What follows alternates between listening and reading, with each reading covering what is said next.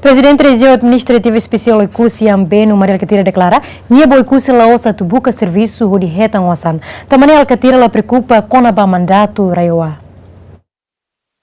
Ikus-ikusnya público preocupa a extensão mandato Maria Alcatiri no dar presidente autor da região administrativa especial Ikusi Ambeno de BBC Kermataona. Foi na nemos estrutura Aliança Mudança para Progresso região administrativa especial Ikusi Ambeno lihusi conferência imprensa exige baitavo governo atu hakotona mandato Alcatiri e a região administrativa especial Ikusi Ambeno.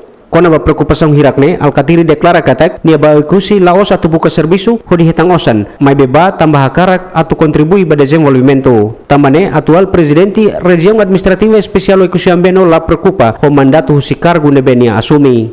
Halos mai ikusi para buka serviço. Halos mai ikusi para buka osan.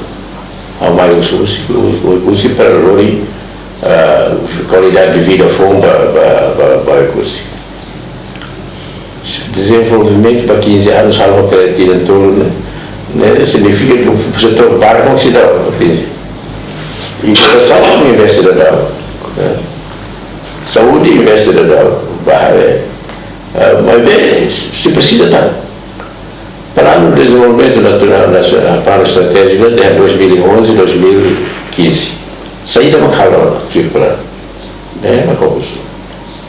E daí, programa ida que ia plano la colher atamo e para programa neta acara hal inovação criatividade. Mandato Alcatiri nudar presidente região administrativa especial Ikusi Ambeno se remata ya loron tolnulu fulan julio tinangne. Antesne primeiro-ministro Taur Matanruak deklara katak torasne governo sedau kiha ema atu bele substitui Maria Alcatiri nudar presidente região administrativa especial Ikusi Ambeno. Abraham Amaral, Batli Sarmento, GMN.